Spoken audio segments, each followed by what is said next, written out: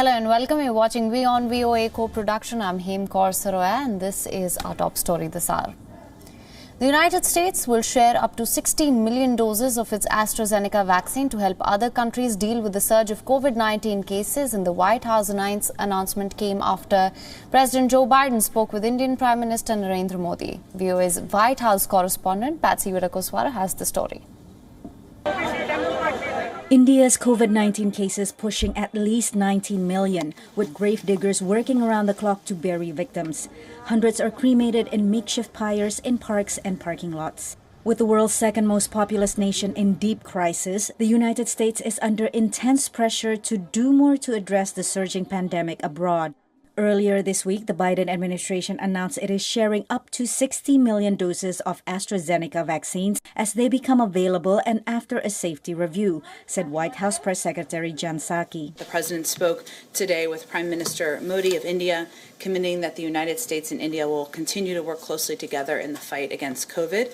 The President pledged America's steadfast, ongoing support for the people of India who have been impacted by the recent surge in the COVID-19 cases. Last week, 10 Democratic senators urged Biden to support the temporary waiver of TRIPS, trade-related aspects of intellectual property rights, proposed by India and South Africa at the World Trade Organization last October.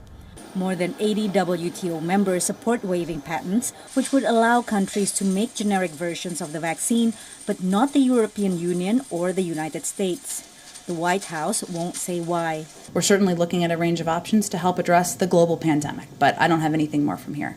The Biden administration is under pressure from pharmaceutical companies who say that patent protection is key to tackling new variants and scaling up production to meet global needs. But in light of aggressive Chinese and Russian vaccine diplomacy, there is a geopolitical cost for Biden not to agree to waive patents. Right now, the United States is being looked at by countries around the world as a hoarder who is buying up all the vaccine doses that are available and not sharing the technology to enable countries to make their own. In fact, especially middle-income countries aren't asking for shared doses. They're asking for the know-how so that they can make the vaccines for their own populations. And it looks incredibly stingy for the United States to say no. The U.S. has already contributed $4 billion through COVAX, the UN vaccine sharing mechanism, and launched an initiative with other Quad countries, India, Australia, and Japan, to ramp up vaccines for Southeast Asian countries.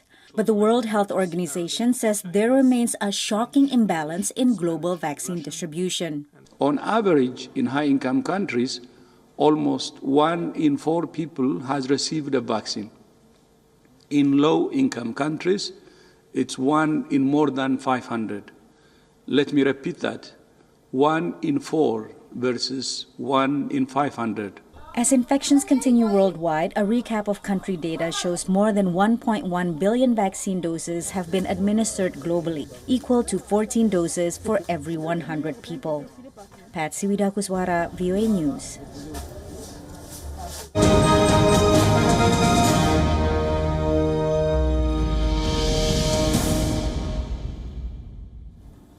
And for more on this, we speak to the Voice of America's White House correspondent, Patsy Virakoswara in Washington, D.C. Thank you so much for joining us. My first question to you is, when exactly will these millions of doses of AstraZeneca be available? And do you know how many exactly will be sent to India?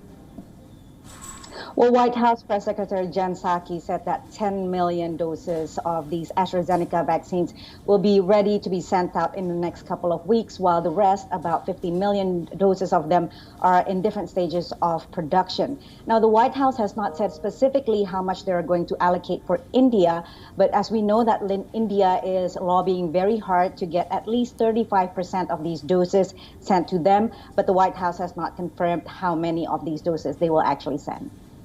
All right. And are these, how safe do you think are these AstraZeneca vaccines? As we understand, the doses were made at a factory where production was halted amid fears of contamination. Yeah, there's absolutely a lot of concerns about the AstraZeneca vaccines. As you know, there's been these rare incidents of blood clots, for example, that has made several governments in Europe to either suspend or limit the use of these AstraZeneca vaccines. And as you mentioned, this vaccine, some of them were made in this factory in Baltimore, the Emergent Biosolutions factory, where 15 million doses of Johnson & Johnson vaccines had to be discarded, as well as several million doses of the AstraZeneca vaccines has been discarded because of fears of contamination. Now, the White House is saying that they are going to review the safety and the efficacy of these vaccines before sending it out. And they are being very careful about this because obviously they want to avoid the public relations nightmare of donating contaminated vaccines to the rest of the world. So they're definitely going to be going through a very stringent review. All right, Patsy, also another issue here. Where does the United States stand on the vaccine patent waiver issue at this point? The WTO meeting on the issue is today. Has the Biden administration made a decision yet?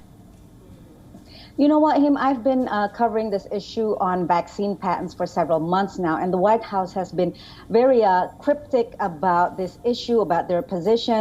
They always tell me that they are looking at all options, and their goal is to produce vaccines as safely and as quickly as possible to share with the rest of the world. And they would not say, even until today, whether or not they support the vaccine waiver at the WTO. As we know, U.S. Trade Representative Ambassador Catherine Tai has been speaking to a lot of the stakeholders, CEOs of the big companies, Pfizer, Moderna, AstraZeneca, and so on, as well as to Bill Gates. He is the man behind the Gavi Alliance, one of the non-profit who has been deep into vaccines for the past 20 years or so, as well as one of the co-sponsors of COVAX. This is the UN mechanism for vaccine sharing with lower and middle income countries in the world. And as you know, there will be a WTO meeting in a couple of hours where the U.S. will have to state its position about the vaccine waiver, vaccine patent waiver, so countries can make their own generic versions. And in about half an hour, there's going to be a briefing for the press that I will be on to know more about the position of the U.S. on this issue, and we can certainly update you on that. All right. And also, I'm going to assume that it's not just bad news of India in the United States. I hope I'm right there. This week, U.S. Vice President Kamala Harris, a woman of Indian descent, made history as she shared the stage with President Joe Biden in his first address to the joint session of the Congress on Wednesday night. So what can you tell us about this historical moment?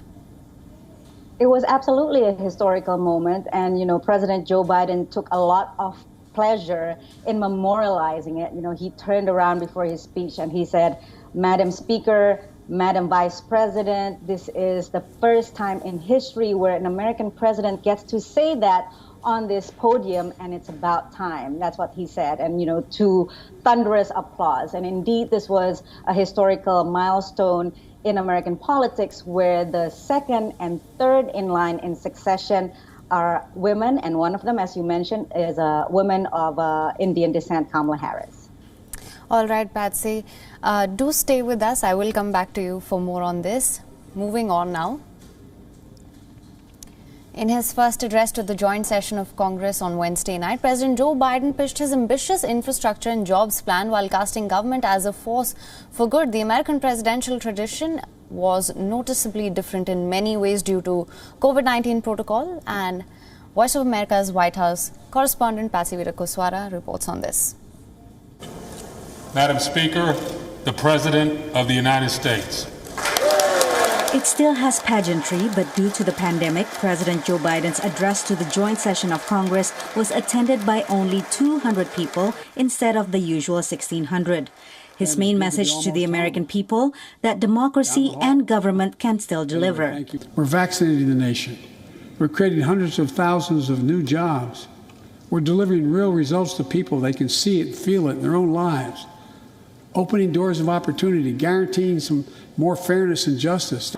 Biden pitched his $1.8 trillion American Families Plan to expand education and childcare, financed partly through taxing wealthy Americans. That's on top of the $2.3 trillion infrastructure package he announced in March. The American Jobs Plan is a blue-collar blueprint to build America. Biden delivered his speech later than most presidents, not only because he wanted to prioritize the country's massive vaccination campaign, but also due to security concerns. Just 4 months ago, supporters of then-President Donald Trump stormed Congress to try to overturn Biden's victory. The worst attack on our democracy since the Civil War. Now Biden is pitching his agenda to all Americans, including Trump supporters. He was packaging his policies as patriotic competitiveness. Who could be against that? Packaging his infrastructure bill as the American Jobs Plan and talking repeatedly about jobs. Again, who could be against those types of things? Biden renewed his call for gun legislation and, amid a surge of migrants at the border, urged Congress to pass his immigration bill. On foreign policy, Biden highlighted troop withdrawal from Afghanistan, the nuclear threat from North Korea and Iran, and pushing back against Russian aggression. He warned that Chinese President Xi Jinping is deadly earnest about turning China into the most consequential nation in the world, and that adversaries are betting on the polarization in American society. They look at the images of the mob that assaulted the Capitol as proof that the sun is setting on American democracy. First Lady Jill Biden did not bring guests to highlight the president's agenda, as is the norm. Instead, she hosted them virtually, including an immigrant nurse, a gun control advocate, and a transgender teen. Tim Scott, the only black Republican senator, delivered his party's rebuttal, playing down Biden's pandemic efforts. Thanks to Operation Warp Speed and the Trump administration, our country is flooded with safe and effective vaccines. For the first time, 2 women flanked an American president during his address to Congress, Vice President Kamala Harris and House Speaker Nancy Pelosi, second and third in line of succession, respectively, marking a historical milestone in U.S. politics. Patsy Widakuswara, VOA News.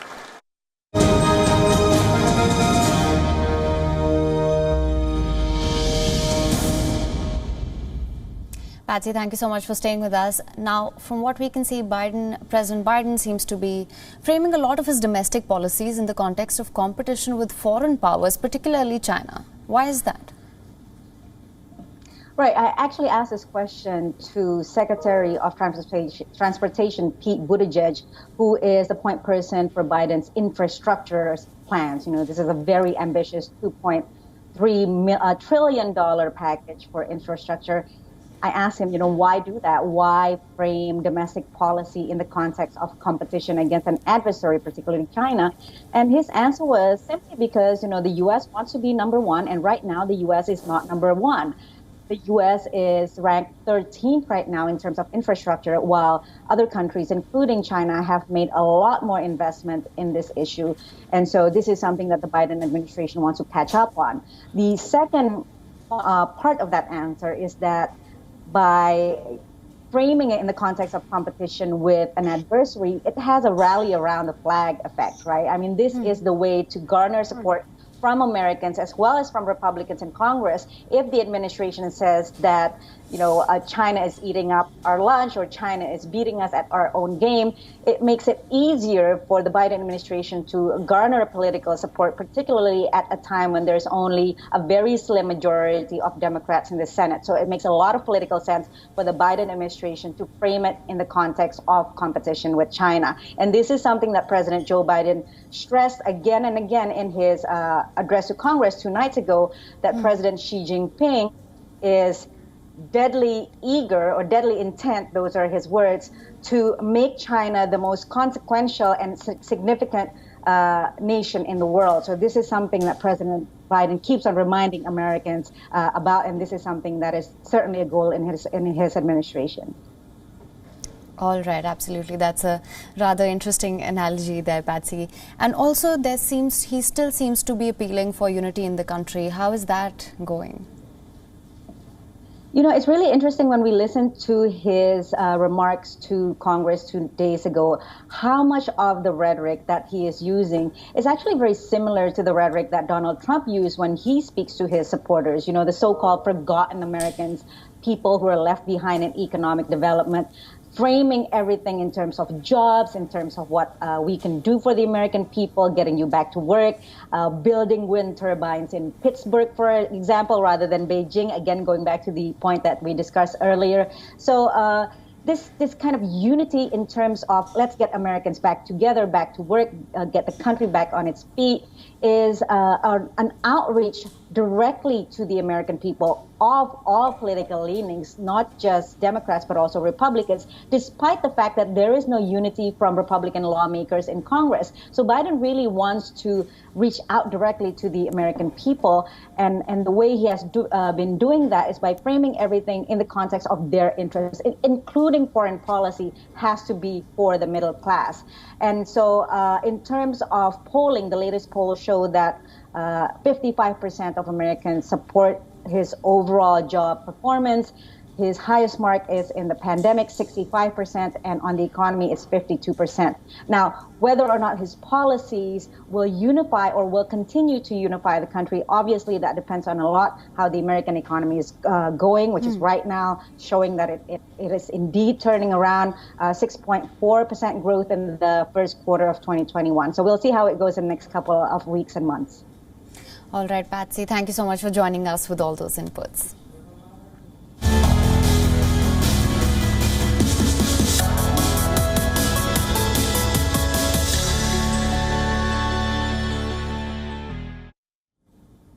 Moving on, it has only been 100 days since Joe Biden assumed office, but significant changes in U.S. foreign policy with regards to the European Union, Iran and Russia have already taken place.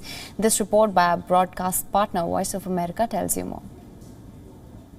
Even via video link, the transatlantic change in tone is palpable. Joe Biden's US presidency has brought radical change to the alliance, and Europe has warmly welcomed the transformation, says analyst Leslie Vinjamuri. He wants to work in concert with America's allies and partners, and most especially those who are in Europe. So I think that has been absolutely critical. And the fact that Biden's been so quick off the block to bring America firmly back into the key multilateral institutions and to really draw a line in a good way under America's commitments to climate and to health. The United States has rejoined the World Health Organization and the Paris Climate Agreement. Biden's Secretary of State has twice visited Brussels, underlining support for NATO and the European Union.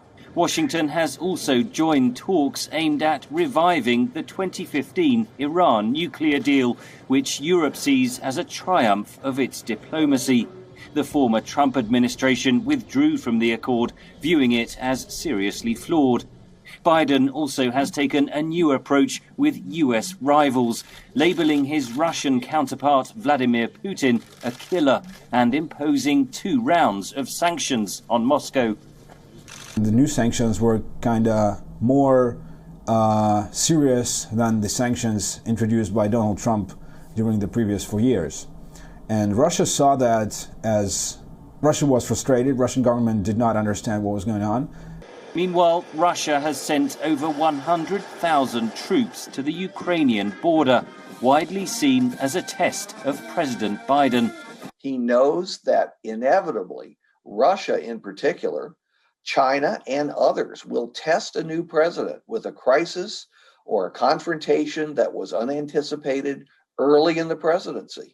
And I think Biden decided to anticipate that and to move on the chessboard before the other powers did. He sent them a message that there's new leadership here. In Moscow, Russians who spoke to VOA said US relations have deteriorated under President Biden. I quite dislike him because it seems to me he is quite aggressive in relation to Russia. I know he is not very positive about Russia. That is the only thing I know. With China, the Biden administration has accused Beijing of carrying out acts of genocide against the Uyghur population in Xinjiang province. China denies the accusations. This week, the US president recognized Turkey's killing of around 1 million Armenians during World War I as genocide. It's a consequential decision. It won't make it easy, either with Turkey when it comes to their Armenians or with China when it comes to Xinjiang, to pursue the kind of cooperation that is also essential and also extremely important, not only for the world, but for the Biden administration. So it is complicated. And I think this is, in some senses what we're all waiting to see. Where will those trade-offs need to be made? For now, analysts say Biden is still enjoying a political honeymoon with European allies. Henry Ridgewell for VOA News, London. Tens of thousands of unaccompanied minors are now being held at U.S. border awaiting processing. Immigrants are now pondering life decisions in surge at the U.S.-Mexico border amid the COVID pandemic. Here's a report. After a 3,000-kilometer journey that began in Ecuador, José Luis Volleduana made it into the United States. I entered on January 26th through a border crossing of Miguel Alemán. I crossed the river. His parents came to the U.S. from Ecuador 13 years ago. In March, U.S. authorities reunited him with his mother and father after verifying that they were his legal guardians. This happiness is forever, being with my son. Volleduana had been living with his grandparents in Ecuador since he was 3. This story reflects the Biden administration's policy to avoid family separations like the ones carried out during the Trump administration. But the White House is also making clear that asking for asylum doesn't guarantee entry into the U.S. What I want to emphasize is that many people are not going to get their asylum claims in the United States, and it is possible they will return to their country of origin at the end of that process.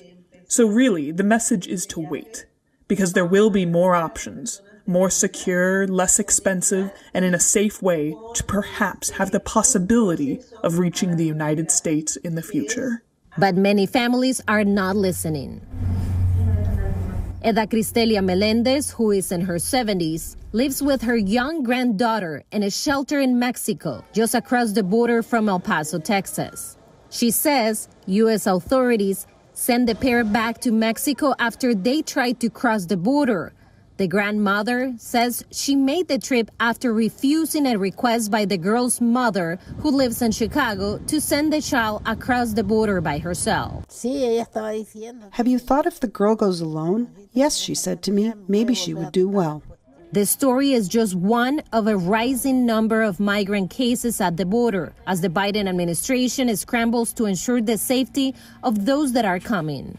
We are working with partners throughout the region to deter the dangerous travel of those unaccompanied children from the region. Meanwhile, Republican legislators blame the Biden administration for the rise in the numbers of unaccompanied minors arriving at the border. It's open borders. It is open borders. But while the Biden administration is working to find a sustainable solution to a long-standing crisis, José Luis Volleduana has finally reached his goal. Happiness can only be found with your parents. Celia Mendoza, Voice of America, El Paso, Texas.